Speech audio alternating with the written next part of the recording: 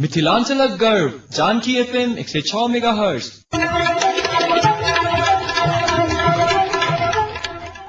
नमस्कार, Janaki FM 106 megahertz Janaki समाचार में अपने के स्वागत है। राजन से सुनल जाओ समाचार। एखनु का मुख्य समाचार।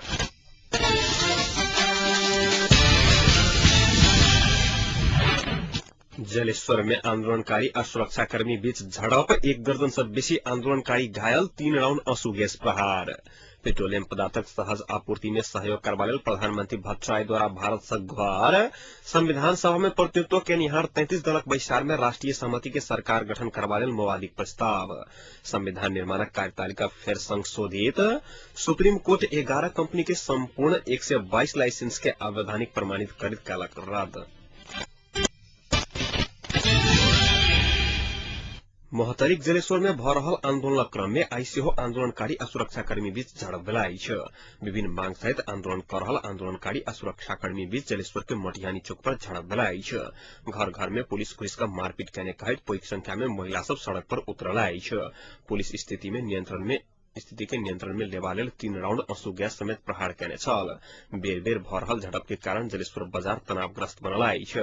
एम्हर लगातार 15 दिन से रहल आंदोलनक कारणे जलेश्वर के जनजीवन अस्त व्यस्त बनल छै। आंदोलनक कारणे जलेश्वर के शैक्षिक संस्थान, कल कारखाना, व्यापारिक प्रतिष्ठान, शैक्षिक संस्थान, सरकारी कार्यालय, वित्तीय संस्था पूर्णरूपेण ठप रहल छै। जलेश्वर में कयल जा रहल आंदोलनक समर्थन में मोहतरी के विभिन्न गाम सब के सेहो प्रदर्शन के खबर सब प्राप्त भेल छै। जलेश्वर में जारी आंदोलनक समर्थन में मोहतरी के पिपरा, बरौली, मोड़, सहोडवा सहितक गाम सब में प्रदर्शन के समाचार प्राप्त भेल छै।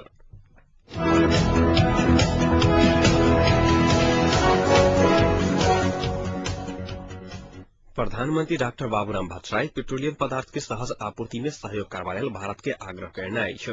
प्रधानमंत्री भट्टराई टेलीफोन कर भारत से ई आग्रह करने छै। भट्टराई टेलीफोन से पेट्रोलियम पदार्थ के आपूर्ति में सहयोग करबा लेल आग्रह करने आ भारत सहज आपूर्ति के लिए वचन देने गैस विक्रेता संघक विमर्श के क्रम में वो जानकारी देने छै। वही क्रम में भट्टराई बिक्री के लिए सुरक्षा देवा लेल सरकार तैयार रहल प्रतिबद्धता व्यक्त करने छलखिन। गैस विक्रेता महासंघक महासचिव महेश्वर श्रेष्ठ गैस आपूर्ति में कमी रहला कारणे बाजार में अभाव भ रहल कहैत बरौनी से गैस लाबा के सुझाव देने छलखिन। तहिना व्यवसायी सब प्रशासनक निगरानी में गैस बिक्री के व्यवस्था करके आ कर्मचारी सबक तरफ से प्रत्यक्ष रूपेण भ रहल बिक्री करके क्रम में अंत करके मांग कयने छलथि। गैसक अभावक कारणे जनकपुर सहित देशक संपूर्ण जनता कठिन समस्या के सामना कर रहल छै। गैस के अभाव रहलाक बादो सहज आपूर्ति के सरकारक तरफ से एखन धरि सफल ध्यान भेल देखबा में आबि रहल अछि। प्रस्तुत अछि एकटा रिपोर्ट। गैसक अभाव में अधिकांश परिवार के घर में खाना बनावे में कठिनाई के सामना करऽ पड़ि रहल छै। घरक सिलेंडर सब खाली भेलाक बाद उपभोक्ता सब प्रायः दैनिक डीलर में जानकारी लेबऽ लेल पहुंच रहल छै। डीलर में गैस नहीं अछि जवाब औलाक बाद आजीज भऽ कऽ सर्वसाधारण गैस लऽ कऽ आबि रहल ट्रक सड़की पर नियंत्रण में लेबक काज शुरू कऽ देने अछि। जनकपुरक रामानंद चौक आ तिरारी चौक पर विगत किछु दिन पहिने लगातार गैसक अभाव से आक्रोशित स्थानीय वासी सब गैस लऽ कऽ आबि रहल ट्रक नियंत्रण में लऽ कऽ उपभोक्ता सबक बीच गैस के मूल्य तीर कऽ वितरण कयल गेल छलैक। तहिना जनकपुरक मुरली चौक पर घंटों लाइन में ठाढ़ भऽ कऽ किछु उपभोक्ता के सुरक्षा कर्मी के उपस्थिति में गैस सिलेंडर वितरण कयल गेल। मात्र 250 से 300 की संख्या में वितरण कयल गेल सिलेंडर पर्याप्त नहीं छल, जाहि कारणे आइ भिनसरे 4 बजे से फेर उपभोक्ता सब लाइन में ठाढ़ छलथि। लाइन में ठाढ़ उपभोक्ता सबक एकटा प्रश्न छलनि, गैस के ई अवस्था कहिया धरि रहतैक आ ई सरकार नेपाली जनता लेल की कऽ रहल छैक।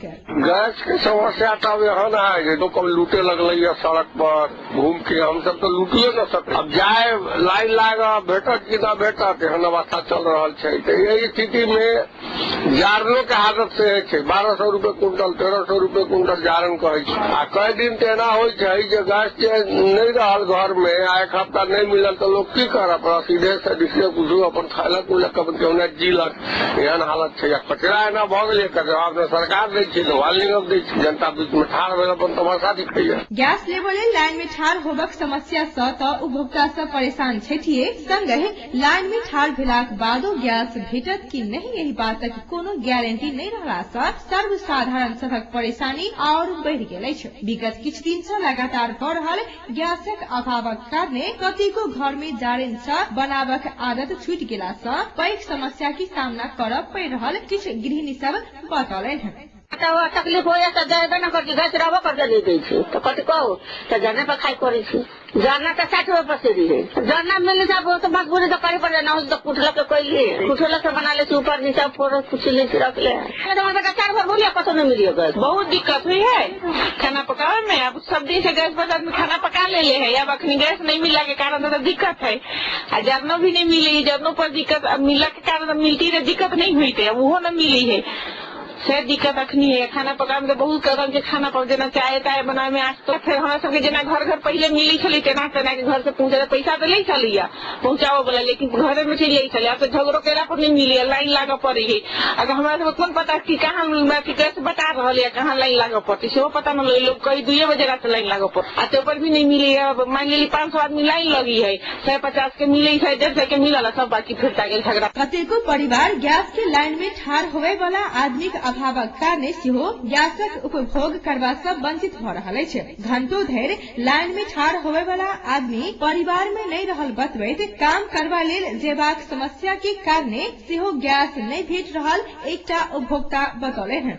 हालांकि हमारा सबके घर में काम पड़ी है नहीं, अब कोनो गेस्टे उस्टे आयल तो बनावे में बहुत दिक्कत हुई है। खाना खाना बनेली ओना तो जरनो पकौले छी तो जरनो के अभाव है, तो वही के द्वारा अभी जरनो नहीं मिली है, तो वो गैस के खोली थी तो गैस नहीं मिली है, नंबर में लगा पड़ी तब के अब हम सब काम करे वाला आदमी छी। अभी हमारा 3-4 दिन से दिक्कत बुझायल, ओना तो जरनो कतो कतो से खोज के लाया भी छलिए, लेकिन अपनी जरनो नहीं महंगा भ गेल है, तो वही द्वारा हमरा सबके दिक्कत हुई है, हम सब काम करे वाला आदमी छी। एम्हर किछु उपभोक्ता सभक आरोप छलनि जे गैस विक्रेता सब कालाबाजारी कऽ रहलाक कारणे गैस के अभाव भेल छैक। सर्वसाधारण के एहि समस्या के समाधान करक जिम्मेवारी सरकार के छैक आ सरकार के यही विषय में अविलंब ठोस कदम उठाब जरूरी छैक। यदि कालाबाजारी के आरोप सत्य छैक तऽ स्थानीय प्रशासन के सेहो यही आरोप के विषय में सही तथ्य पता लगाब जरूरी छैक। एम्हर गैस विक्रेता सब गैस के सहज आपूर्ति नहीं भऽ रहलाक कारणे गैस के अभाव छैक बतबैत आबि रहल अछि। जनकपुरक मात्र नहीं देशक पैघ समस्या के रूप में बनि चुकल गैसक समस्या समाधान करबा लेल राज्य के निश्चित रूप से गंभीर होबही पड़तैक।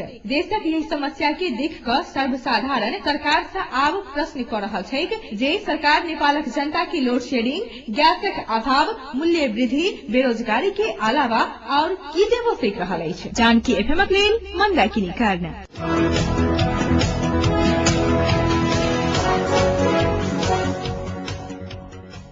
एकीकृत नेकपा माओवादी राष्ट्रीय समिति के सरकार गठन करऽ के प्रस्ताव आगू बढ़ौलक अछि। संविधान सभा में प्रतिनिधित्व कर रहल 33 दलक बैसार में माओवादी अध्यक्ष प्रचंड सहितक सरकार बिना शांति आ संविधान निर्माण संभव नहीं रहल कहैत राष्ट्रीय समिति के सरकार गठन करऽ के प्रस्ताव रखलनि अछि।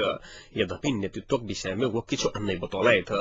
तहिना प्रधानमंत्री बाबूराम भट्टराई सहमति कऽ सरकार में आबऽ लेल कांग्रेस आ एमाले सँ आग्रह कयलनि अछि। सरकार खसबाक आ बनबाक खेल में नहीं लागि कऽ शांति आ संविधान में केंद्रित होबा लेल सेहो वो दल सबसँ आग्रह कयने छलथि। जवाब में कांग्रेस अपन प्राथमिकता सरकार नहीं रहि कऽ शांति आ संविधान रहल बतौने छल। माओवादी 7 सूत्रीय सहमति कार्यान्वयन नहीं कयने कहैत विवादक बीच राज्य पुनर्संरचना आयोग विगत मंगल दिन बहुमत आ अल्पमत में 2टा अलग अलग प्रतिवेदन सरकार समक्ष बुझौने छलथि। बहुमत सँ बुझाओल गेल प्रतिवेदन में जातीय आधार पर 11 प्रदेश आ अल्पमत द्वारा बुझाओल गेल प्रतिवेदन में सामर्थ्य के आधार पर 6 प्रदेशक प्रस्ताव कयल गेल अछि।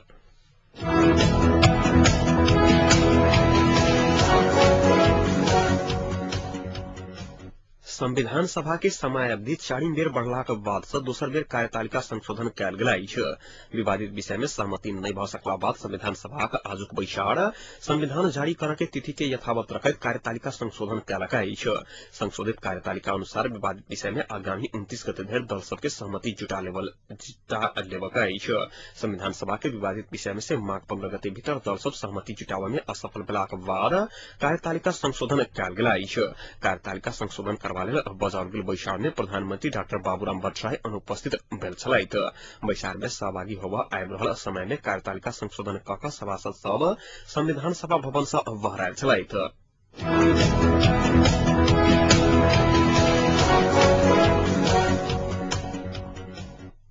मधेसी जनतकार फोरम नेपाल राज्य पुनर्संरचना आयोग द्वारा काल्हि बुझायल गेल दुनू प्रतिवेदन मधेस विरोधी रहल निष्कर्ष निकालक अछि। सिंहदरबार स्थित संसदीय दलक कार्यालय में पत्रकार सम्मेलन कऽ प्रतिवेदन में मधेस के टुकड़ा टुकड़ा करऽ के षड्यंत्र कयल गेल फोरम आरोप लगौलक अछि। फोरम अध्यक्ष उपेंद्र यादव कहलनि से दुनू प्रदेश प्रतिवेदन मधेस विरोधी अछि। विगत के सहमति के संग मधेसी जनजाति उत्पीड़ित समुदाय अल्पसंख्यक समूह के प्रतिवेदन समावेश नहीं कऽ सकल अछि। यादव आरोप लगौलनि अछि विगत के सहमति अनुसार स्वायत्त मध्य प्रदेश राखा के सहमति के सेहो आयोग के प्रतिवेदन धोखा देवा के काज कयने यादव बतौलनि अछि।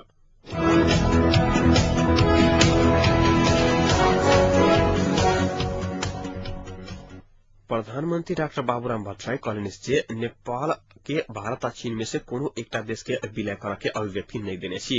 भट्टराई नेपाल चीन अथवा भारत के विलय करऽ के अभिव्यक्ति देने कहत विपक्षी दल हुनक संसद में माफी मांगा के मांग कर रहल समय में प्रधानमंत्री भट्टराई के ई अभिव्यक्ति बहरायल अछि। भट्टराई एक तरफ से हुनकर प्रमुख राजनीतिक सलाहकार देवेंद्र पौडेल आई एकटा विज्ञप्ति जारी क नहीं बाजल बात के विषय में प्रधानमंत्री विरुद्ध अनाकान प्रचारबाजी भ रहल उल्लेख कयने छलैथ। विगत माघ 1 गते बालुवाटार में किछु संचारकर्मी सब संग बातचीत करैत नेपाल के चीन अथवा भारत के मर्ज करऽ के अभिव्यक्ति देने किछु संचार माध्यम सबमे खबर अवलाक बाद विपक्षी दल प्रधानमंत्री के संसद में माफी मांग के करैत आबि रहल अछि।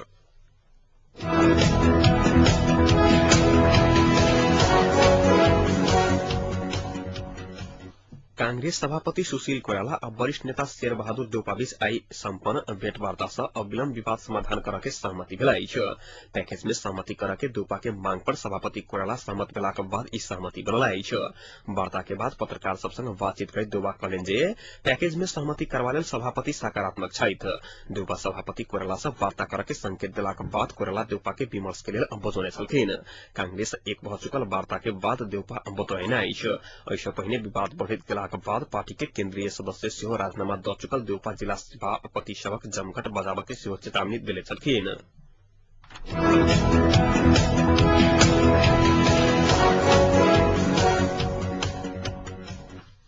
स्पेक्ट्रम आवंटन में तत्कालीन वित्त मंत्री भूमिका प्रश्न पर सुप्रीम कोर्ट कहलक जे मामला के सुनवाई क रहल विशेष अदालत ई फैसला करबा में सक्षम छै जे हुनक भूमिका जांच कयल जाय अथवा नहीं। 2G सेक्टर घोटाला के मामला में सीबीआई जांच पर निगरानी के लिए विशेष जांच दल बनावा के मांग सुप्रीम कोर्ट कयलक अछि जे एहि के लेल विशेष जांच दल के जरूरी नहीं छैक। जनता पार्टी के अध्यक्ष सुब्रमण्यम स्वामी सुपरिचित वकील प्रशांत के भूषण के अलग अलग याचिका पर सुनवाई करे सुप्रीम कोर्ट ई फैसला सुनौलक अछि। समाचार एजेंसी के अनुसार सुप्रीम कोर्ट 3टा टेलीकॉम कंपनी पर 5 करोड़ रुपया के जुर्माना लगौलक अछि।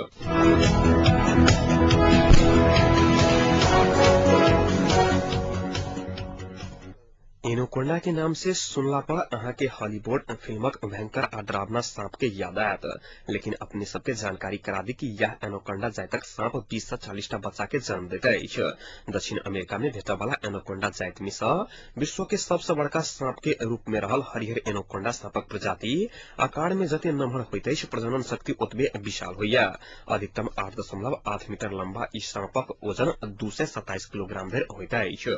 बुझले हाथ सांपक किछु प्रजाति अंडा देते तो किछु बच्चा।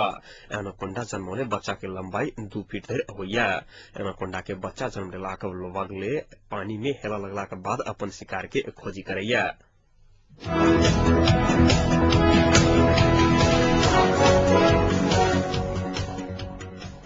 की अहाँ के कोनो एहन फिल्म देखने छी जकर कोनो शीर्षक यानी नाम नहीं रहल होय शायद, लेकिन अहाँ के सामने अब बिना शीर्षक के फिल्म नहीं आत। राजा की आएगी बारात, हम आपके दिल में रहते हैं, दिलवाले, डबल धमाल, कौन है जो सपनों में आया, विभिन्न किस्मक शीर्षक के फिल्म देखने हैं। अब मुदा आप जे बिना शीर्षक के फिल्म देखब जकर शीर्षक के बजाय प्रश्न चिन्ह रहत। आखिर यूनिक नाम वाला फिल्म के आधार पर सेहो यूनिक रहत। किछु अलग किस्म के धारणा पर बनय वाला ई फिल्म में युवा कलाकार सब अभिनय करत। ई फिल्म बना रहल कंपनी के हेड ऑफ डिस्ट्रीब्यूशन के अनुसार हरेक फिल्म के एक पहेली होइया, तैयो कोनो शीर्षक के बजाय प्रश्न चिन्ह देने छी। राज जे रहे लेकिन दर्शक के लेल एक प्रश्न के चिन्ह खाड़ भ गेल अछि कि आखिर एहि फिल्म के नाम की सब बजायब।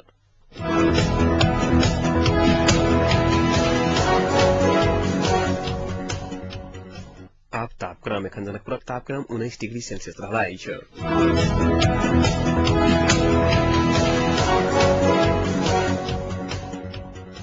प्रमुख समाचार अंत में एक बेर फिर से।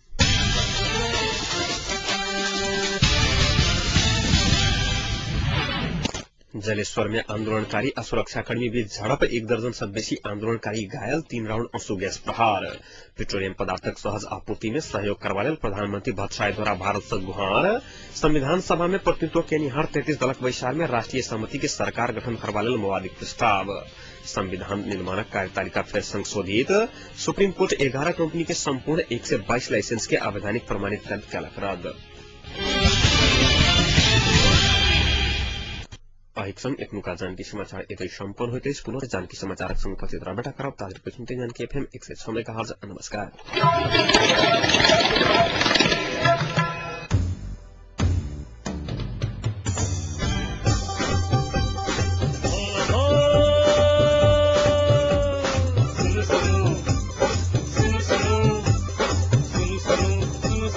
अरे भाई की सुनो